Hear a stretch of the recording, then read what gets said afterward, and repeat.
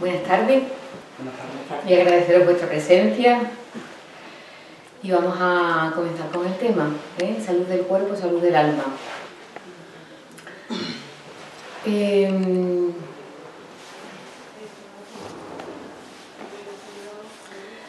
La salud del cuerpo y la salud del alma empieza ya desde la concepción, desde nuestra concepción, desde el momento que somos concebidos y estamos en el vientre de nuestra madre. El hecho de que el bebé esté dentro de la placenta le da mucha seguridad. Cuando estamos dentro de la placenta de nuestra madre y estiramos un brazo, damos con la pared de la placenta. Si estiramos una pierna, damos con la pared de la placenta. Si movemos la cabeza, damos con la pared de la placenta. Y eso de alguna manera nos da mucha seguridad interna. Nos da la seguridad interna de que estamos protegidos. Y la placenta, las paredes de la placenta, como todos sabemos, son paredes elásticas. Y esa elasticidad que tiene la placenta es la elasticidad que nosotros necesitamos durante toda nuestra vida. Esa elasticidad nos la da el amor que recibimos. En la medida que nosotros hemos sido muy queridos, en los primeros momentos de nuestra vida, en la concepción y en los primeros años de nuestra existencia, ese amor que nosotros recibimos, ese cuidado que nosotros recibimos, esa atención que nosotros recibimos, se transforma en elasticidad de nuestro psiquismo. Elasticidad de nuestro psiquismo. No sé si sois conscientes, yo creo que estoy introduciendo temas nuevos dentro de la psicología, lo de la elasticidad del psiquismo. Pero está bien, hay que introducir temas nuevos. El amor que recibimos nos da elasticidad de nuestro psiquismo y de nuestro ser para poder luego tener esa elasticidad con los embates que nos da la vida durante nuestro proceso de vivir. El amor que recibimos nos da la paciencia para luego ser capaces de sostener las dificultades que la vida nos trae en el día a día de nuestro vivir. Ese amor nos da elasticidad para sostener las dificultades. Y esto es muy importante, porque si nos falta este amor, cuando nos falta el amor nos volvemos rígidos, nos volvemos duros y nos volvemos a veces sádicos, porque al no haber recibido el amor que necesitábamos, nosotros de alguna manera nos hemos sentido agredidos. Y cuando somos mayores, agredimos al mundo con nuestro sadismo. No sé si esto se entiende bien, pero es importante. Me parece muy importante.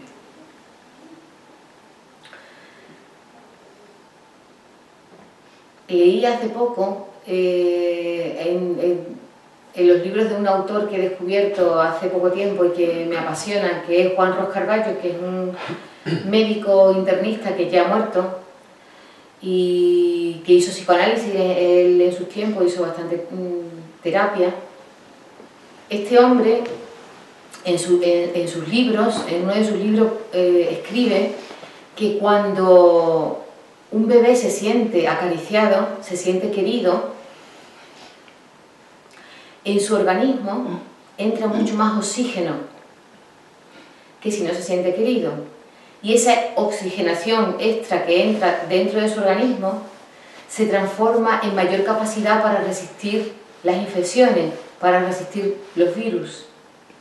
Es decir, que el amor se transforma en salud en nosotros, en todos los seres humanos.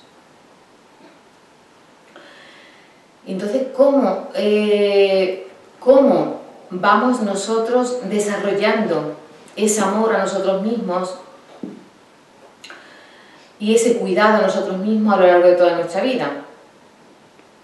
Si ese amor no lo hemos recibido en las dosis que nosotros necesitábamos cuando éramos pequeños, vamos a seguir buscando en la vida esa dosis de amor que necesitamos.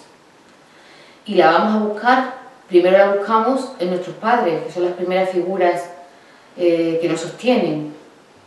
Si no la encontramos ahí, la seguimos buscando en nuestros amigos. Si no la encontramos ahí, en la cantidad que nosotros necesitamos, la seguimos buscando en las relaciones de pareja. Si no la encontramos ahí, la seguimos buscando en nuestros hijos, cuando tenemos nuestros hijos. Y si no la encontramos ahí, la seguimos buscando. ¿Y dónde la buscamos? ¿Ya? ¿Qué es lo último que nos queda para buscar? Nosotros. Esa es la salida sana. La salida sana es buscarla en nosotros mismos. Pero hay una salida que no es sana, y es seguir buscándola en la sociedad. ¿Y dónde la buscamos? En los hospitales, enfermando. La buscamos en los hospitales, enfermando. Nosotros actualmente, en el momento actual, en este momento en el que vivimos, la sociedad española gasta mucho dinero en hospitales, gasta mucho dinero en salud.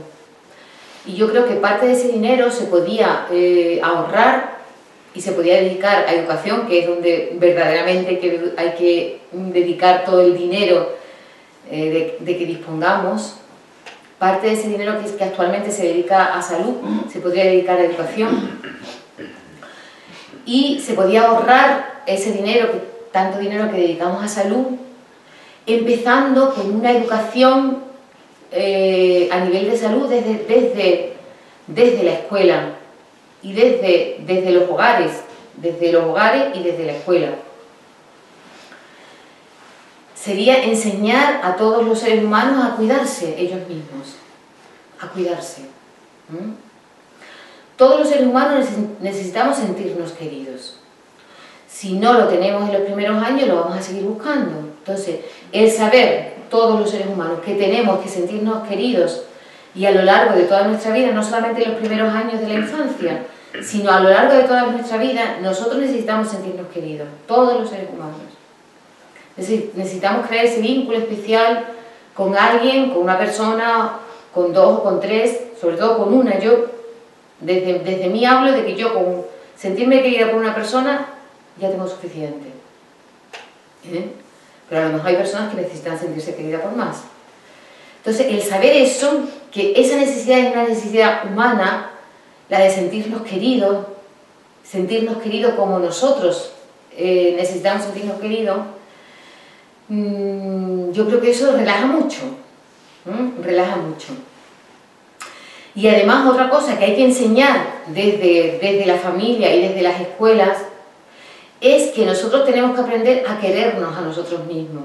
Hay que enseñar desde la familia y desde la escuela cómo cada uno de nosotros podemos aprender a amarnos a nosotros mismos. ¿Cómo se aprende? ¿Cómo se aprende a amarnos a nosotros mismos? ¿Cómo se enseña eso?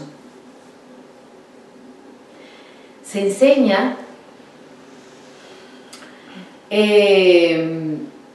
enseñando a los niños en el colegio que hay cosas que nos sientan bien y hay cosas que nos sientan mal. Y que en la vida hay que buscar las cosas que nos sientan bien y dejar a un lado las cosas que nos sientan mal. Coger las compañías que nos sientan bien y dejar a un lado las compañías que nos sientan mal. Hay que enseñar eso, que es súper básico. Es decir, ir hacia lo que nos permite sentirnos a gusto, sentirnos felices, sentirnos contentos, sentirnos realizados, y de alguna manera dejar a un lado las relaciones, los contactos con las personas, con las situaciones que nos hacen sentir mal, que no nos hacen sentir a gusto. Eso es un proceso que hay que ir enseñando desde el colegio. En la medida que nosotros vamos aprendiendo eso, la salud se da a todos los niveles, a nivel corporal, a nivel emocional y a nivel psíquico. Hay aquí un libro muy interesante que estoy leyendo ahora, que os lo recomiendo, que se llama Tratado en Bio-Neuroemoción. Tratado en Bio-Neuroemoción. No sé si alguno lo conocéis, este libro. Ha salido en el 2014, es muy nuevo el libro. Pero este libro nos viene a decir más o menos las cosas que yo ya os he contado en otras charlas, en otras conferencias que os he dado, que es que toda emoción crea una reacción emocional en nuestro organismo. Toda emoción genera una reacción emocional, es decir, unas sustancias químicas se desencadenan cuando nosotros sentimos determinadas emociones en nuestro organismo. Y de alguna manera, esto lo hemos visto en la película, los que habéis venido, no sé si alguna habéis venido a la película que hemos puesto durante varias sesiones, Y tú qué sabes, la hemos puesto y hemos explicado un poco, ahí hemos explicado pues cómo se produce una serie de sustancias químicas que se generan con cada emoción que nosotros sentimos en nuestro organismo. Entonces, desde pequeñito, cuando nosotros venimos al mundo y pertenecemos a una familia, inconscientemente nosotros vamos respirando, vamos captando todo el ambiente que se da en nuestra familia. Por osmosis, todo el ambiente, toda la atmósfera que se da en nuestra familia va entrando dentro de nuestro organismo. E inconscientemente nosotros vamos incorporando toda la emotividad, la emocionalidad que se da en nuestra familia, la vamos incorporando inconscientemente a nosotros. Solamente cuando nos vamos haciendo adultos y nos damos cuenta que hay cosas de nuestra vida que no nos gustan, que no funcionan bien, nosotros empezamos a preguntarnos, bueno, ¿qué es lo que está pasando? Que yo no me siento a gusto con mi vida, que no me siento feliz, que no estoy bien. Y ahí nos damos cuenta cómo hemos introyectado, hemos absorbido todo lo que se daba en nuestra familia. De alguna manera hay un aprendizaje que se hace de forma inconsciente y que se hace de generación en generación y que se transmite de generación en generación si no se pone conciencia a lo que se está transmitiendo y a lo que estamos de alguna manera captando, absorbiendo de nuestra historia familiar. Entonces llega un momento cuando somos adultos que nos cuestionamos, bueno, pues yo no soy feliz, ¿qué es lo que me está pasando a mí? Que yo no soy feliz, que no estoy a gusto, que no tengo la vida que a mí me gustaría tener. Y ahí de alguna manera empezamos a poner conciencia a lo inconsciente que hemos absorbido.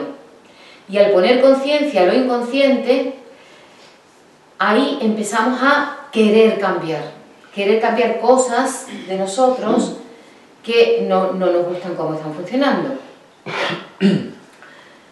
Y de una manera clara, nosotros tenemos 5 sentidos. Tenemos la vista, tenemos el oído, tenemos el olfato, tenemos el gusto y tenemos el tacto. Y esos 5 sentidos es muy bueno que nosotros los impregnemos, los 5 sentidos, de cosas buenas, de experiencias buenas. Entonces hay que poner mucha conciencia a que las cosas que nosotros vemos con la vista son cosas que de alguna manera nos nutren, nos tranquilizan, nos enriquecen. Las imágenes a las que nosotros nos exponemos en el día a día, en el cotidiano o a situaciones que nosotros voluntariamente queremos ir, son cosas buenas que nos nutren, imágenes buenas. Hay que poner conciencia que inundamos nuestra vista, inundamos nuestro sentido visual con cosas buenas. Igualmente, es muy bueno que inundemos nuestro sentido auditivo con cosas buenas, con audiciones buenas, con sonidos que nos tranquilizan, con melodías que nos apaciguan, con música que de alguna manera nos hacen sentirnos más generosos, más abiertos, con más ganas de contactar con los demás o con más ganas de contactar con nosotros mismos a nivel interno. Igualmente con el olfato, impregnarnos de esencias, de olores que de alguna manera nos inundan, nos transmutan, nos enriquecen. Igual con el gusto, llenarnos de cosas, de paladear cosas que son enriquecedoras para nosotros, que de alguna manera nos hacen disfrutar de ese paladear. Igual con el tacto, es decir, cuidarnos a todos los niveles, es muy importante cuidarnos a todos los niveles. Más cosas para la salud física. A veces no somos conscientes, una cosa muy normal dentro de los seres humanos es que de vez en cuando tengamos un dolor de cabeza. Y muchas veces no sabemos por qué tenemos un dolor de cabeza. Si ponemos atención a por qué tenemos un dolor de cabeza, yo he puesto muchas veces atención a eso, podemos descubrir qué es lo que nos causa el dolor de cabeza. A veces lo que nos causa el dolor de cabeza es una excesiva estimulación. A veces cuando salimos con un grupo de personas o estamos en familia con un grupo de familiares, el que uno te hable, el otro cuente, el otro dice, de alguna manera te sometes a una cantidad de estímulos que te sobreestimulan. Y eso provoca un exceso de tensión en tu mente y provoca dolor de cabeza. Es decir, que a veces un dolor de cabeza no es más que un exceso de estimulación. ¿Y cómo se puede curar un dolor de cabeza sin utilizar fármacos? ¿Cómo se os ocurre que se puede curar un dolor de cabeza sin utilizar fármacos?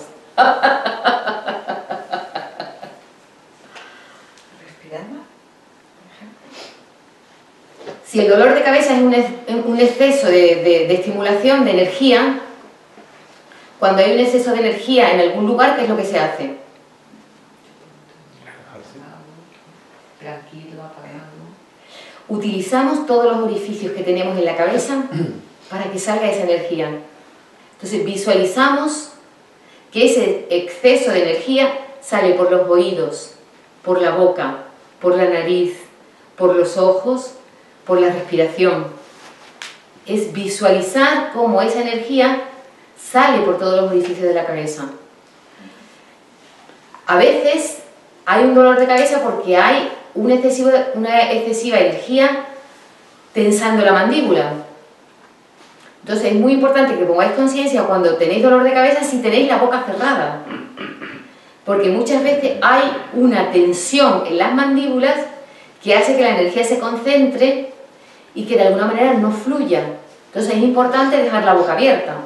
Yo a veces me he acostado por la noche, cuando he tenido dolor de cabeza, con la boca abierta, poniendo mucha conciencia a poner la boca abierta y a que toda la energía salga por todos los orificios de la cabeza. Y por la mañana he estado relajada. Es muy importante descubrir cómo uno, de alguna manera, sufre determinadas patologías y qué están provocando esas patologías. Hablo de una cosa muy simple como es el dolor de cabeza, que eso casi todos lo hemos padecido alguna vez, ¿no? Descubrir cómo se produce eso. Por ejemplo, yo he descubierto que en las grandes superficies, donde hay tanta estimulación, después de estar un rato, no puede estar mucho tiempo, me produce dolor de cabeza. He descubierto eso, las grandes superficies. He descubierto que en las reuniones, cuando estoy en reuniones grandes, tengo que estar muy consciente, porque si me hablan varias personas a la vez, me están llamando la atención varias personas, y yo, de alguna manera, intento atender a todas, al final, sin darme cuenta, termino con dolor de cabeza. Entonces, uno tiene que ser consciente de cómo se enferma y buscar los medios para que eso no se produzca. Cosas pequeñitas. Por ejemplo, los catarros. Casi todos los años, todos nos acatarramos. ¿Cómo se pueden prevenir los catarros? Se sabe por los estudios de la bioquímica que los microbios no pueden crecer en medios alcalinos. Hay una serie de papelitos que si lo pones en la orina, por el color del papelito sabes si tu medio está alcalino o está ácido. Si en nuestro organismo predomina la acidez, estamos de alguna manera, somos el caldo de cultivo para que los microorganismos pasten a sus anchas por nuestro organismo. En cambio, si nuestro medio está alcalino, pues ahí los organismos no pueden anidar. Son cosas muy sencillas, pero son cosas que de alguna manera nos van ayudando a conservar nuestra salud. Estudios que se han hecho, no sé si habéis oído hablar de Hammer, en este libro también habla de los estudios de Hammer, de un médico alemán que estuvo haciendo investigaciones sobre las distintas enfermedades. Entonces, Hammer, él se utilizó a sí mismo como conejillo de indias. Los estudios que él hizo, los hizo a raíz de la muerte de uno de sus hijos. Uno de sus hijos tuvo una muerte en un accidente de tráfico y tanto él como su mujer tuvieron cáncer. Entonces él empezó a investigar qué es lo que pasaba en su organismo para que se hubiera desarrollado este cáncer en los dos. Y observó, haciendo los tags del cerebro, observó que en el momento que hay algún evento te sorprende violentamente, que tú no te lo estás esperando y te sorprende violentamente, hay una reacción en el organismo y en los tags aparecen unos círculos en el cerebro y depende de donde aparezca el círculo te indica la zona de tu cuerpo que se va a afectar. Entonces él descubrió esto y descubrió que de alguna manera cuando algo algún evento nos sorprende de forma violenta, hay una reacción de nuestro organismo a defenderse de este evento violento que nos ha sorprendido. Y esa reacción del organismo es creando una enfermedad. Yo creo que estas investigaciones son muy interesantes para, de alguna manera, aprender a cuidarnos. Aprender a cuidarnos en lo que se refiere a nuestra salud.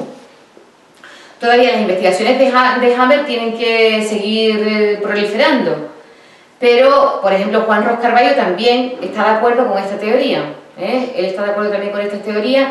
Él hizo muchas investigaciones, por ejemplo, hizo investigaciones sobre el tema de la obesidad, Juan Ros Carballo, y observó que las personas que tienen obesidad son personas que han tenido un déficit amoroso en su infancia. Es decir, que la falta de afecto que han tenido durante la infancia la suplen con un exceso de alimentos. Eso por un lado. Y por otro lado también, él descubrió que había niños que estaban demasiado sobreprotegidos por sus madres y esa sobreprotección creaba en los niños mucha ansiedad. Y esa ansiedad la paliaban también a través de los alimentos. Entonces hay mucha información ya a nivel del público en general que podemos ir de alguna manera asimilando para ir cuidándonos y teniendo una actitud de amor con nosotros mismos y de cuidado con nosotros mismos y de atención con nosotros mismos. Bueno, ¿qué más cosas os quería yo contar? Voy a ver, a echar un vistazo a las cosas que yo os quería contar sobre la salud.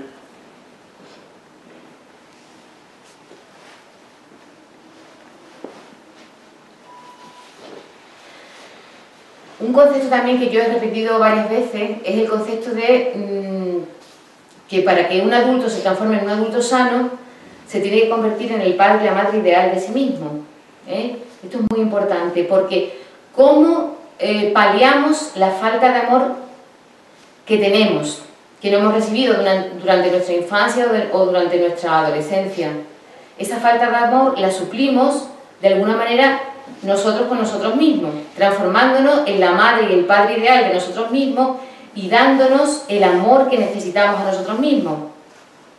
Esto es un concepto que ya los que habéis venido algunas veces sabéis bien, este concepto de transformarnos en la madre y el padre ideal de nosotros mismos. Es la manera de cuidarnos, darnos soporte a nosotros mismos y transformarnos en un manantial de abundancia.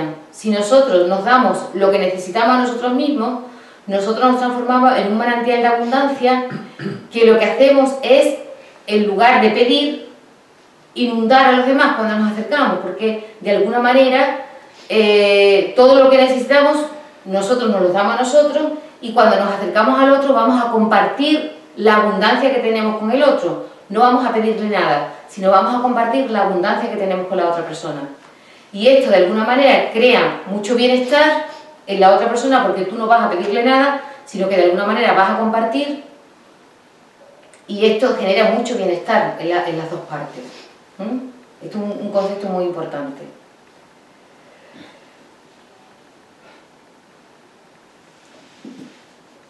También cuando enfermamos, una cosa que tenemos que preguntarnos cuando enfermamos es: la enfermedad siempre nos trae un mensaje que nosotros tenemos que asimilar para crecer.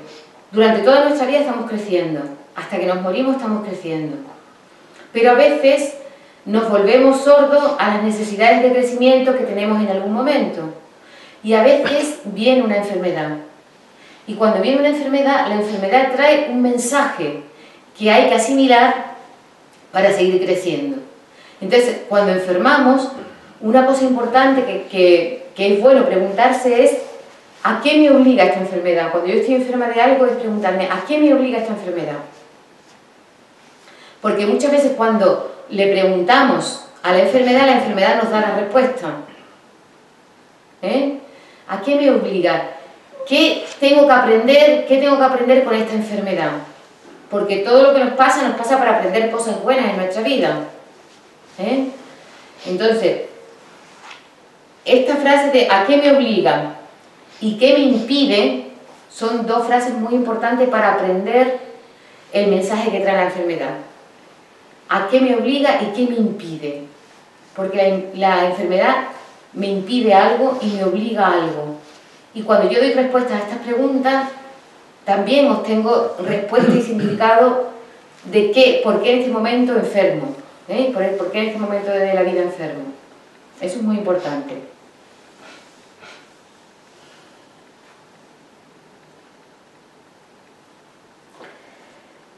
A veces cuando las personas vienen a consulta, a veces un tema que se repite es el tema de, por ejemplo, de no poder dormir, ¿no? Es otra cosa que se da bastante en las consultas. No puedo dormir, tengo dificultades con el sueño, no concilio el sueño. Cuando una persona no puede dormir, tiene que ver con la dificultad que tiene la persona de desconectarse del mundo de la vigilia, del mundo que ha tenido de las cosas que ha hecho durante el día. Cuando una persona tiene dificultad de desconectarse, porque cuando nos vamos a dormir es como tenemos que desconectarnos de todo lo que hemos hecho durante el día para de alguna manera entregarnos al sueño. Cuando una persona no puede dormir, generalmente es porque no se desconecta de las actividades que ha tenido durante el día, o además tiene algún problema que le da vueltas y le da vueltas en la cabeza y no lo suelta. Entonces hay técnicas hay muchas técnicas para poder dormir, pero una técnica que yo utilizo mucho y que le enseño a las personas que vienen a consulta es la técnica de la jerigonza. ¿Sabéis lo que es la jerigonza? La jerigonza es hablar sin sentido. La jerigonza es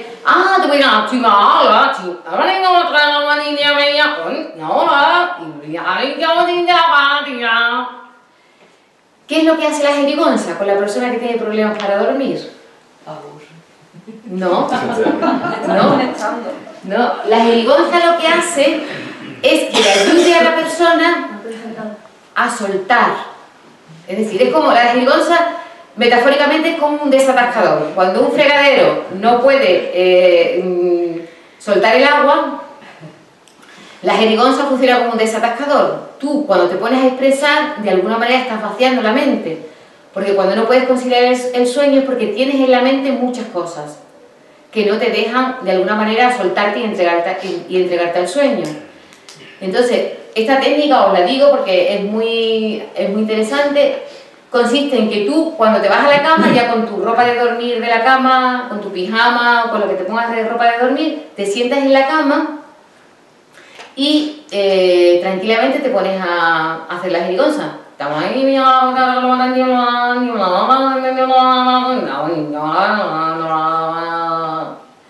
empiezas así, con el sonido, puedes hacer muy bajito, y cuando empiece a abrirse la boca, porque llega un momento que se te abre la boca, en ese momento te deslizas en las sábanas y te pones a dormir, y ahí encuentras el sueño, porque de alguna manera lo que ha hecho la jerigonza es vaciarte la mente, y lo que hace falta para que tú concilies el sueño es vaciar tu mente. Esta es una de las técnicas que yo enseño a las personas que vienen con dificultades del sueño, y es muy interesante. Yo, como la hago muchas veces en sesión, a veces cuando la hago a los 2 o 3 minutos de hacerla ya empiezo a abrir la boca, digo, esta es la señal inequívoca de que esto está funcionando. Os invito a que la practiquéis si alguna vez, que todos en algún momento hemos tenido dificultad un día, por lo que sea, de conciliar el sueño, porque hay alguna dificultad, porque hay cualquier cosa. Entonces os invito y os animo a que la hagáis, a que la practiquéis. ¿Sirve también para cuando te despiertas a medianoche? También. Pero claro, si duermes acompañada, lo haces muy bajito para que no... lo haces muy bajito así entre dientes, para que no... ¿sabes? Para que no despiertes a la persona de al lado. Y también os digo que a veces cuando llevas un rato haciéndolo, a veces te parece que estás como si estuvieras hablando alguna lengua antigua. Lo digo porque para que no te sorprenda si te pasa, ¿no? Que parece que estás como hablando en gregoriano, como estás hablando en otras lenguas, que es una cosa que pasa, para que no os sorprenda. Muy bien. Vamos a ver más cosas que yo os quería contar.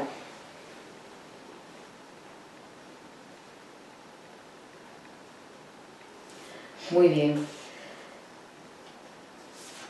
A ver, una cosa muy importante que habla en el vídeo que estuvimos poniendo las últimas veces de la película ¿Y tú qué sabes?, entrando en la madriguera. Una cosa que Joe Dispenza, uno de los científicos que habla de la película, que se llama Joe Dispenza, no sé si os suena el nombre de Joe Dispenza, habla de todas las posibilidades que tiene nuestro cerebro, que todavía no están desarrolladas. No sé si sabéis que la parte frontal del cerebro y también las partes laterales, cuando se mira el cerebro se ve que esas partes son partes que tienen una potencialidad de desarrollo muy superior a la que todavía hemos alcanzado. Entonces, cuando nosotros queremos tener buena salud, una de las cosas que dice Joe Dispenza, que de alguna manera da muchos resultados, es interactuar con el mundo, interactuar en tu vida, interactuar con tus seres queridos, interactuar con la gente con la que tú te relacionas, sintiendo que tú tienes buena salud. Es decir, el hecho de que tú vivencias en ti misma que tienes buena salud va creando esa predisposición a tener buena salud. Porque de alguna manera el hecho de tú experienciar y experimentar dentro de ti misma que tú eres una persona de muy buena salud, eso hace que tu organismo segregue una serie de sustancias químicas que potencian que tengas buena salud.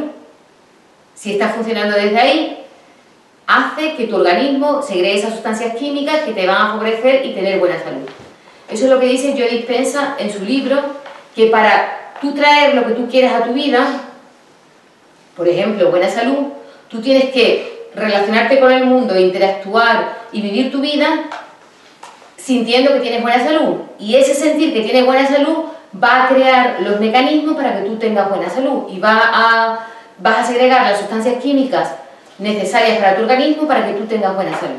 Esa es una de las cosas fundamentales que dice Joe Dispenza en su libro. Yo creo que esto es muy importante, que seamos conscientes de esto, es decir, que nosotros, lo que dice la película ¿Y tú qué sabes?, nosotros creamos nuestra vida la estamos creando en cada momento con los pensamientos que tenemos y con la intención que nosotros ponemos en la vida. Si nosotros tenemos pensamientos de que vamos a estar bien, de que vamos a disfrutar y de que vamos a tener buena salud, eso está creando una serie de reacciones químicas en nuestro organismo que favorecen que se dé la buena salud en nosotros. Esto es muy importante. Bueno, me gustaría abrir un poquito, si tenéis preguntas, cositas que queráis preguntar o...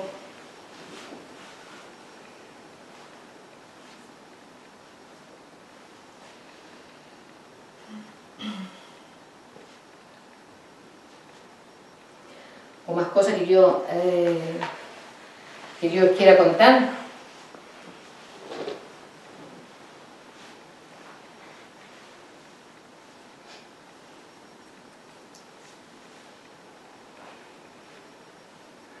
Yo tengo una. Va. Sí. Me acuerdo que igual es no sé, es un típico, lo que se dice, lo he escuchado que hay gente que ve cosas de violencia en la televisión y Sí. que había escuchado que algunos dicen que se pueden desahogar de esta manera. Pero escuchando esto, si ves algo de violencia en la televisión, igual te entra violencia. ¿Qué dice ahí? Las dos cosas son verdad. Las dos cosas que estás diciendo son verdad. Hay personas que están, que tienen la violencia muy reprimida y ver escenas de violencia de alguna manera les sirven de descarga. En cambio, personas que no tengan problema con la violencia, que no tengan la violencia reprimida, que no sientan que la agresividad está reprimida, las escenas de violencia la violentan. Las dos cosas son verdad. De hecho, por ejemplo, los grandes eventos deportivos, ¿no? El fútbol sirve para que mucha gente se desahogue ahí. Pero al mismo tiempo, otras personas, por ejemplo, yo me puedo sentir muy violenta en un partido de fútbol. Y al mismo tiempo hay otras personas que con esa violencia se descargan y se sienten luego muchísimo más relajados. ¿Con visualizarlo nada más? Visualizándola nada más... ¿Descarga violencia? Sí. Sí, porque de alguna manera, imagínate una película violenta donde se asesine a alguien. La persona que tiene la agresividad muy reprimida, al ver eso, al ver que otra persona saca su agresividad hasta tal punto que puede matar a alguien, de alguna manera descarga la agresividad que tiene. Sí. También la hace más susceptible de expresarla, ¿no? No digo que sea negativo, sino que lo tienes dentro, tarde o temprano solo tienes que focalizar de alguna manera y va a salir. Entonces, no sé, yo por ejemplo estoy pensando en el tema de mujeres maltratadas. Sí. Yo estaba hace poco, una mujer que trabajaba mucho con ese tema, comentaba la agresividad que tenían esas personas dentro y eso tiene que salir. No es negativo que lo exterioricen y que lo saquen porque es una agresividad muy fuerte que llevan guardada mucho tiempo, pero no la pueden sacar simplemente viendo violencia. De hecho, el niño de una mujer maltratada probablemente esté ahí enfrente y lo está experimentando y lo está vivenciando, pero eso se le queda reprimido dentro y hasta que el niño no juega y no genera esa violencia y no la saca fuera, la tiene dentro muy reprimida. No se puede generalizar. Bueno, obviamente. No se puede generalizar. Con cada persona va a pasar una cosa diferente. El caso que pone de las mujeres maltratadas. Las mujeres maltratadas son mujeres que han sido maltratadas desde la infancia. Entonces, el maltrato es algo habitual en sus vidas y algunas veces ha sido la forma en la que ellas han podido tener un contacto, la única forma que ellas conocen de tener un contacto cercano con alguien, la violencia. Y por eso eso hace que se repita luego en sus vidas.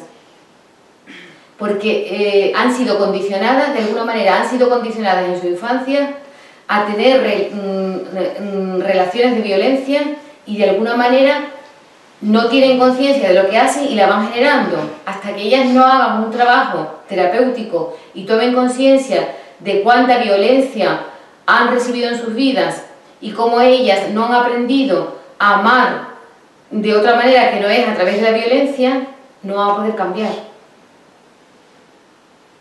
¿Te sirve esto que te estoy diciendo? Es decir que de alguna manera la violencia se transmite de generación en generación si no se pone conciencia. Hay que poner conciencia y además de poner conciencia hay que enseñar nuevos modelos de relación ricos para la persona. Hay que descondicionar lo condicionado y enseñar nuevos modelos de relación que no están en el repertorio de la persona. ¿Esto os queda claro? Esto es importante. ¿Más preguntas? La posibilidad de generar en el cuerpo mucha ansiedad para comer, para vivir a lo mejor con salud, no puede provocar a sí mismo como una contrapartida de que todo te pueda hacer daño en un momento dado, cualquier cosa que no sé cómo se llama la palabra esa, de estar como muy pendiente de la enfermedad. No recuerdo cómo se llama. Pero, hipocondría. Hipocondría. Sí, pero no me entero bien de la pregunta, Manuel, no me entero bien de la pregunta que me estás haciendo. Que a lo mejor te obsesionas un poco por la alimentación, Sí. por estar haciendo las cosas bien. Y eso mismo te abre una sensibilidad para estar muy hipersensible, ¿no? Sí, estoy de acuerdo contigo. No tienes que hacer nada de forma obsesiva, sino tienes que hacer las cosas de forma relajada. Si te pones de forma obsesiva, tú mismo te vas a crear una dificultad. No tienes que estar ansioso porque si vas a tomar una tapa en un bar no haya, yo qué sé, pan de centeno, que es el que tú comes habitualmente. Pues no pasa nada si un día comes pan blanco porque es el pan que te pone cuando vas a tomar una tapa, no te va a pasar nada. Porque tomas un día... Una de las cosas fundamentales es que tú estés relajado, porque lo que más daño te va a hacer es que tú estés tenso. Si tú comes una comida estando tenso, eso te va a hacer daño. Si piensas que eso te va a hacer daño, te termina haciendo. Claro, justo es lo que decíamos antes, es decir, que es lo que hemos visto en la película de ¿Y tú qué sabes? Que los pensamientos generan reacciones químicas en el organismo. Si tú piensas que eso te va a hacer daño, ese pensamiento de que eso te va a hacer daño genera una reacción química en tu organismo que hace que te haga daño. Que estás predispuesto para que te haga daño. Un equilibrio, ¿no? Sí. Cada uno tiene que ir buscando aquello que le sienta bien, porque incluso las personas a veces personas que tienen mucho tema con la comida, ¿no? Uno tiene que buscar dentro de los alimentos, de toda la variedad de alimentos que hay, aquellos alimentos que a ti te sientan bien. Si alguna persona tiene dificultades para ir al baño, a veces pues tienes que tomar mucho de esto, tienes que tomar mucho de lo otro. De toda la variedad de cosas que hay en el mercado, tú tienes que buscar aquello que a ti te sienta bien. Es decir, uno tiene que buscar aquello con lo que sintoniza, con lo que está en armonía de todas las posibilidades que hay. Yo creo que es algo muy importante. Una de las cosas que a mí me ha hecho mucho bien es un médico al que yo voy últimamente y que me comentó la forma de alimentarse que es súper sana, que a mí me está yendo muy bien, ¿no? Que es en la comida, en el almuerzo siempre tomar cereales con verduras o legumbres con verdura. Siempre en el almuerzo, cereales con verdura o legumbres con verdura. Y en la cena, las proteínas, la carne, el pescado o los huevos con verdura, pero siempre a la plancha o al vapor.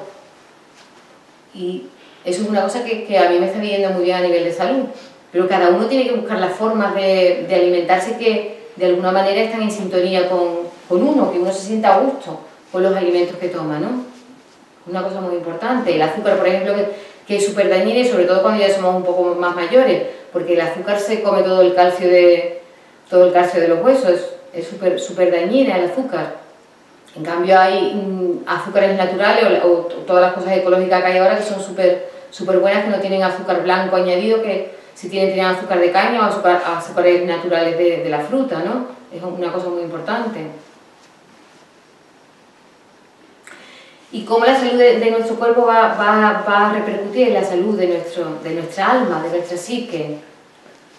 Si nosotros estamos bien a nivel corporal, si no sentimos dolor, si no tenemos molestias, si estamos a gusto, nuestra psique va a estar súper bien, vamos a estar con ganas de armonizar con la gente que nos rodea, con ganas de estar a gusto con las personas de nuestra familia, con lo que es nuestra familia más cercana, y eso va a dar mucha paz y mucha tranquilidad a toda nuestra vida.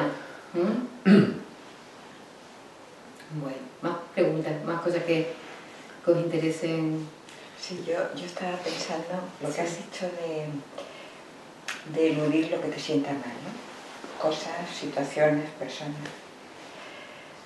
Y yo estaba pensando en la cantidad de cosas que me quitaría hoy en día de encima y que no puedo, y en otras que me he quitado, y en el precio tan alto que he pagado por eso.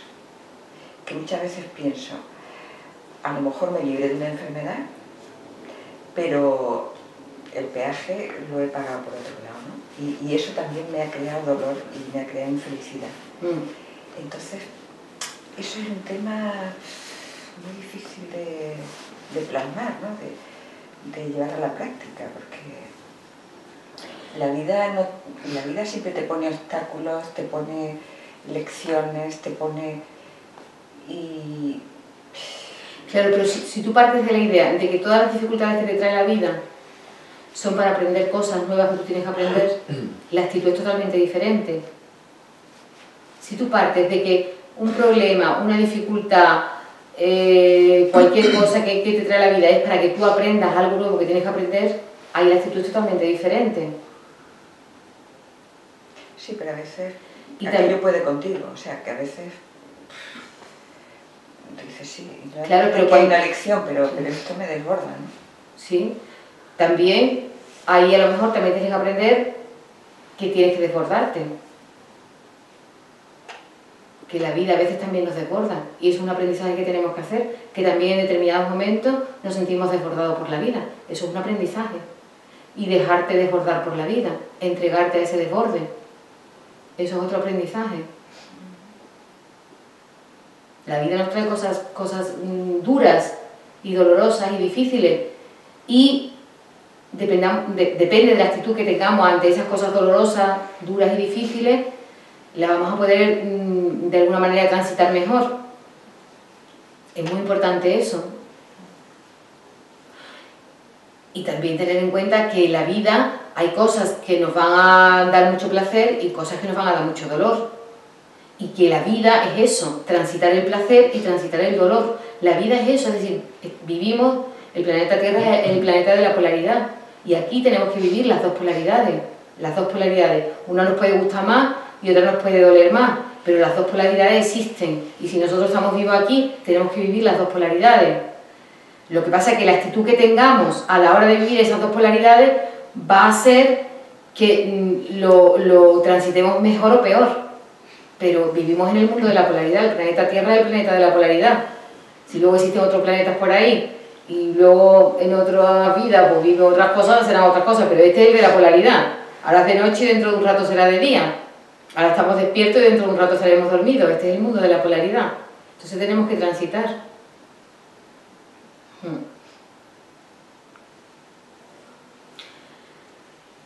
También os quería comentar una cosa que para mí ha sido muy interesante. Yo que soy una mujer ya de 56 años largos, en el tema de las mujeres, ¿no? El tema de la menopausia. Cuando vienen los calores de la menopausia, yo descubrí leyendo un libro de una ginecóloga americana que los calores de la menopausia tienen un sentido a nivel físico, y el sentido que tiene a nivel físico es prevenirnos de las enfermedades. El calor que sentimos las mujeres durante la menopausia es un calor de quemar toxinas que no nos hacen falta, es decir, es un calor para, de alguna manera, prepararnos para la salud en los años que nos quedan hasta el final de nuestra vida. Y eso de alguna manera no está estandarizado en esta sociedad. Cuando tú vas al médico aquí, te mandan un montón de cosas para no tener los calores de la menopausia. Y la actitud que tenga una mujer que sepa que ese calor es un calor que la está de alguna manera sanando, es totalmente diferente, porque yo no tomo absolutamente nada y cada vez que tengo esos calores pienso que me estoy sanando. Entonces, como yo recibo esos calores es totalmente diferente de una mujer que piense que esos calores son una molestia. Yo siento que esos calores me están sanando y cuando vienen los recibo magníficamente, porque siento que me están sanando, que me están transformando en una mujer sana. Y hay muchos conceptos y mucha información que no está todavía a nivel de todo el mundo, que es súper interesante y que ayudaría. ¿Cuántos fármacos se dedica en medicina a los calores de la menopausia? Yo no he escuchado de ninguna mujer que esté llevando la menopausia como yo sin tomar fármaco ninguno, sino bendiciendo los calores, porque me están preparando para un momento de salud súper bueno para mí. Eso no está dentro de la cultura. Hay muchas cosas que tienen que pasar a ser patrimonio de la cultura de todos para, de alguna manera, poder recibir las cosas de manera más natural y abrazar todas estas cosas que son cosas buenas para nosotras, para nosotros, para todos. Claro, saber que es bueno ya te ayuda a aceptarlo. El problema es que se considera algo, además de incómodo, o se considera algo que no tiene sentido, ¿no? Pues tiene su sentido. Claro, si se lo encuentras ya hay una gratificación. Cuando yo fui a mi ginecóloga no lo sabía, digo, mira, he leído en este libro de esta ginecóloga americana que ha trabajado mucho sobre el tema de las mujeres, esto. Y dice, ah, ¿sí? Digo, sí. Ah, bueno, pues... Y se quedó pensando.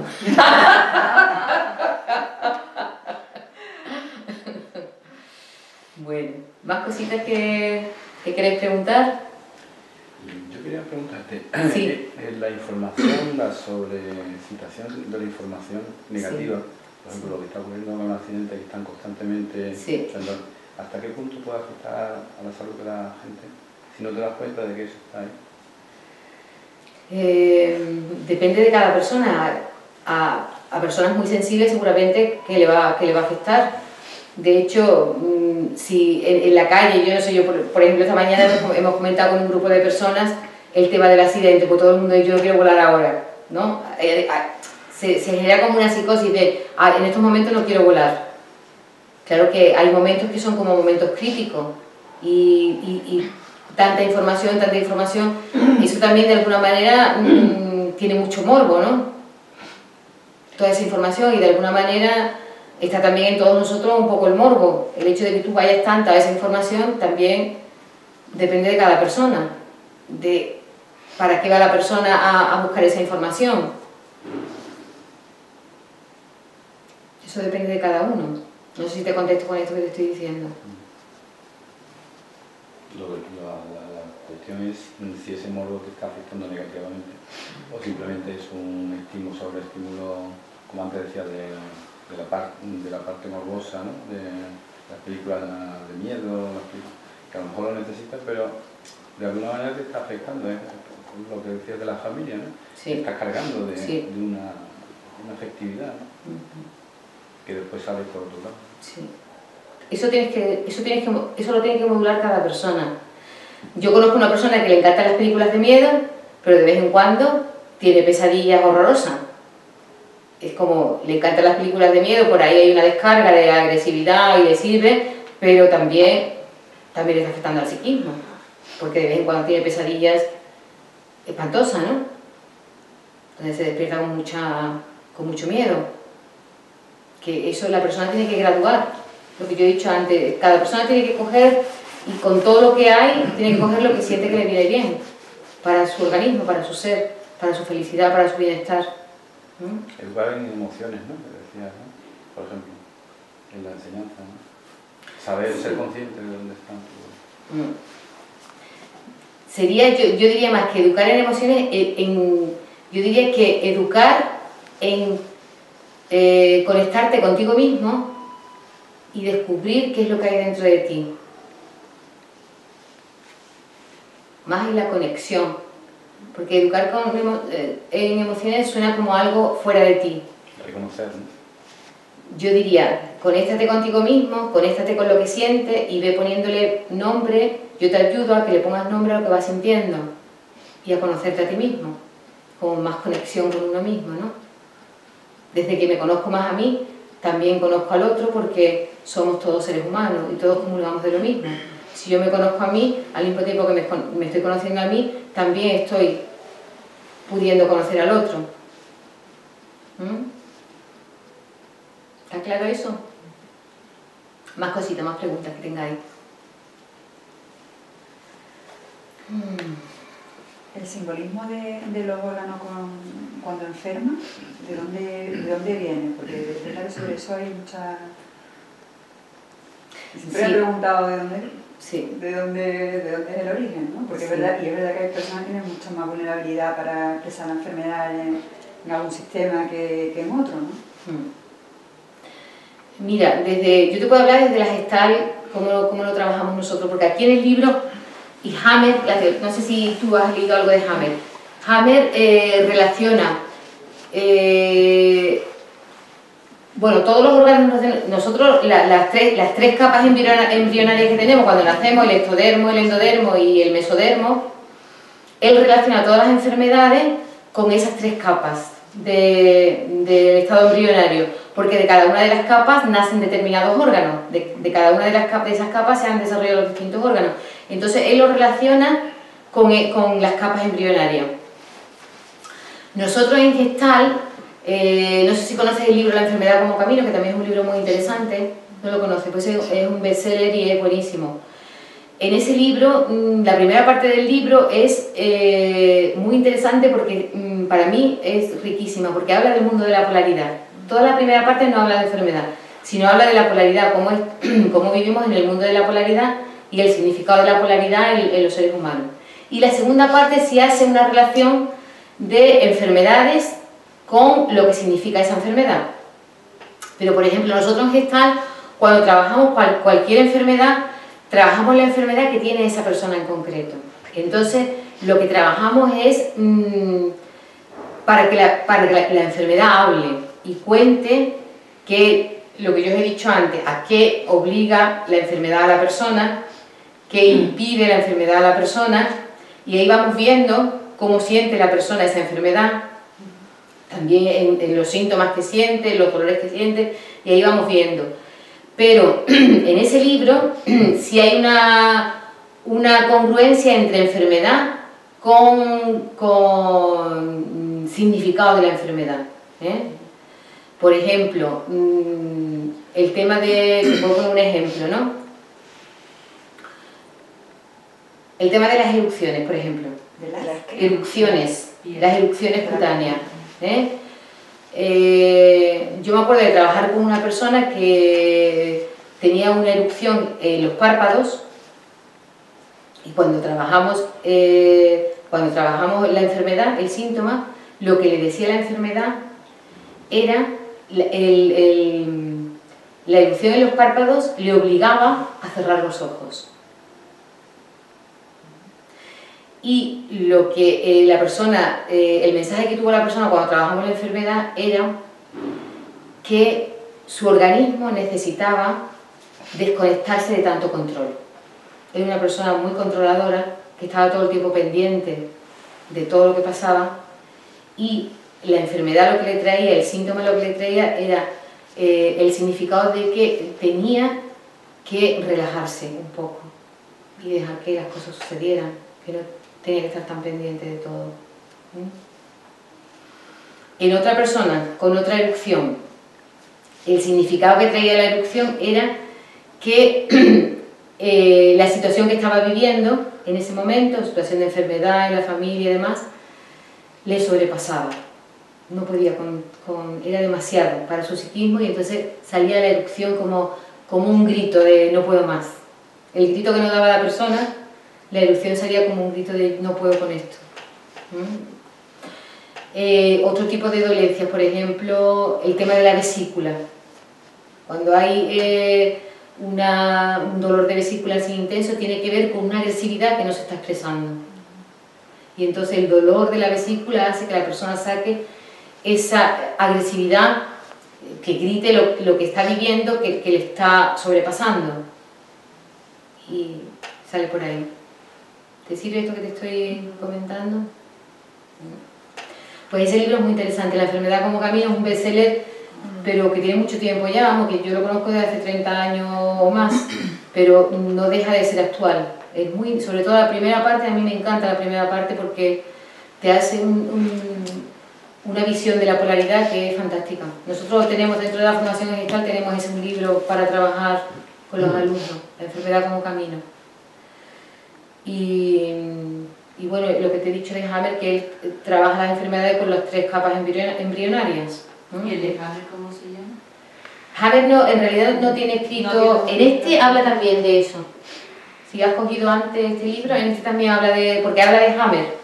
Habla de Hammer, habla de Joe Dispenza también, de la película ¿Y tú qué sabes?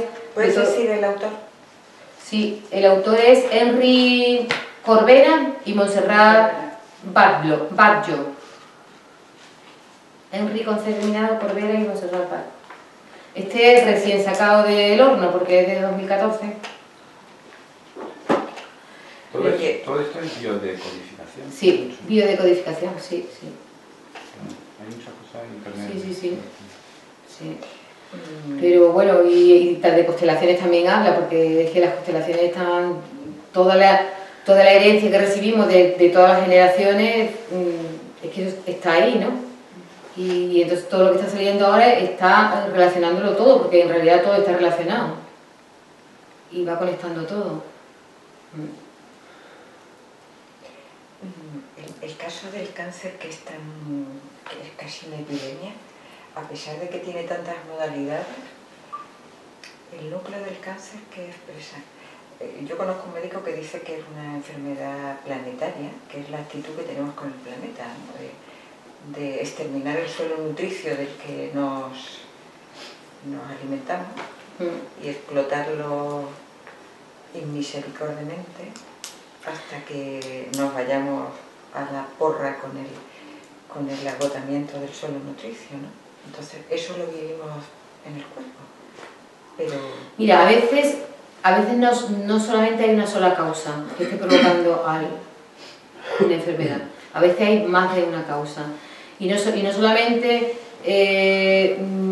a veces la enfermedad en cada ocasión se genera por causas diferentes y todas son verdad. Hammer lo que habla del cáncer, que también está relacionado con Ross Carballo dice lo mismo, Ross Carballo, que ya murió hace 15 años por lo menos. Pero este hombre, a mí me encanta todo lo que ha escrito. Yo me he comprado toda la bibliografía que he podido de él, que está toda agotada, pero me la he comprado en librerías de segunda mano, pidiéndola en todos los sitios. Tengo por lo menos 10 libros de él. Este hombre coincide con Hammer en el tema del cáncer. Él dice que, Ross Carballo habla de la urdimbre afectiva, que yo he hablado en algunas conferencias de la urdimbre afectiva. La urdimbre afectiva es como el tejido. ¿Os acordáis que al principio de la conferencia he hablado del útero, como la elasticidad del útero? La urdimbre afectiva es como el tejido que se va creando entre la madre y el bebé, que de alguna manera ese tejido es un tejido de sostén como la placenta que sostiene al bebé. Entonces esa urdimbre afectiva que se va creando en nuestras relaciones con las personas con las que intimamos, vamos creando una urdimbre, que es como un tejido que se crea entre el amor que yo doy y el amor que yo recibo de la otra persona. Eso va creando un tejido que de alguna manera me protege de la vida y me da sostén en la vida. Me protege de la vida y me da sostén en la vida, las dos cosas.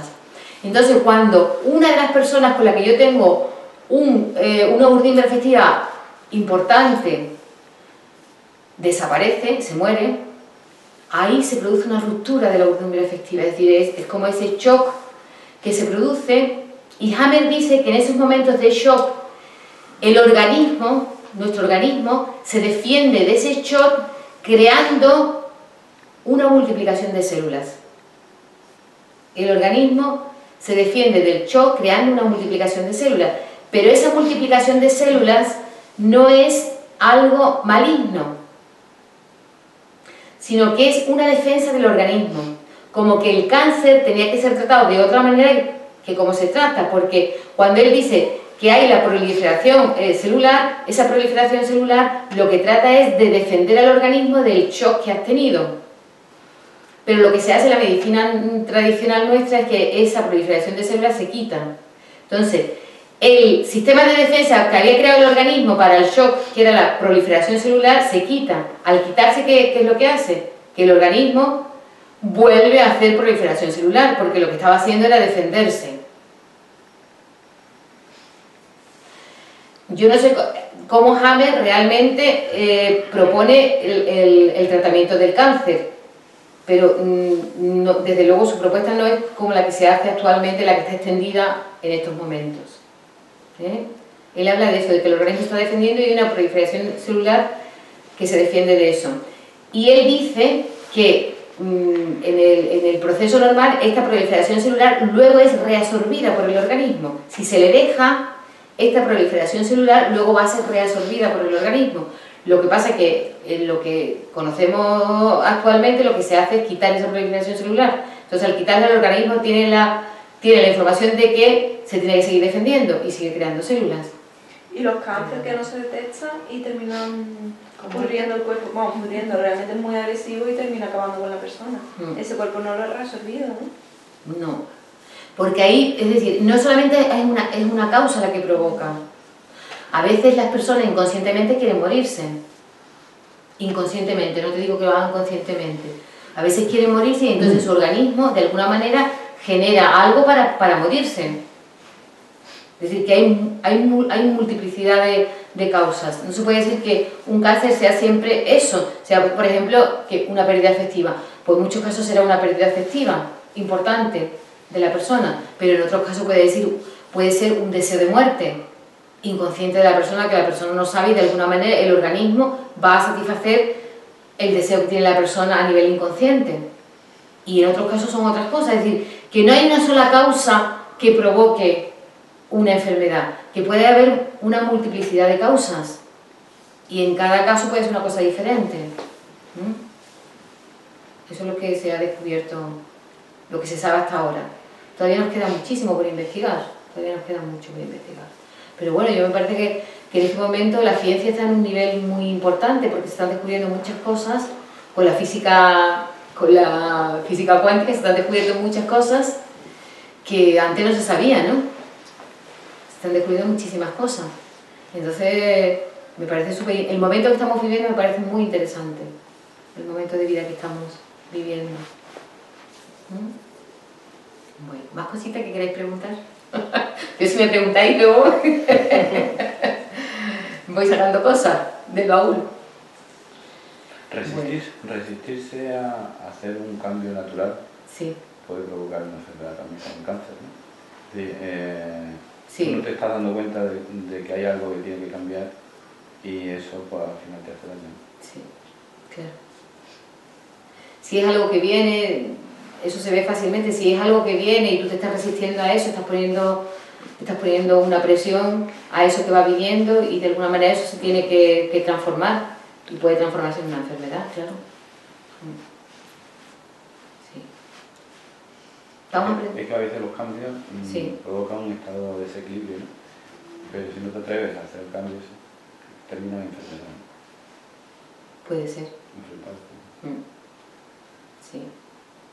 Constantemente en esta vida estamos aprendiendo, hasta que nos morimos estamos aprendiendo.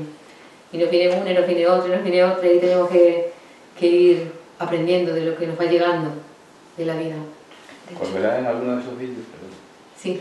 Dice, si te tienes que separar, sepárate porque eso te está provocando un cáncer. Habla mucho de eso, de que a veces algo que puede parecer doloroso te libera, ¿no? O por lo menos enfrentarlo, ¿no? No tenemos que olvidar nunca que vivimos en el mundo de la polaridad. Y aunque nos esté sucediendo algo muy doloroso, esa cosa tan dolorosa que nos está sucediendo en este momento tiene asociado algo bueno, porque vivimos en el mundo de la polaridad y no solamente tomamos una cosa, siempre esa cosa que tomamos en cada momento tiene asociada su polaridad. Y algo muy doloroso puede traer algo muy bueno para ti. Y algo bueno también puede traer algo doloroso, porque vivimos en el mundo de la polaridad. Eso no tenemos que olvidarlo.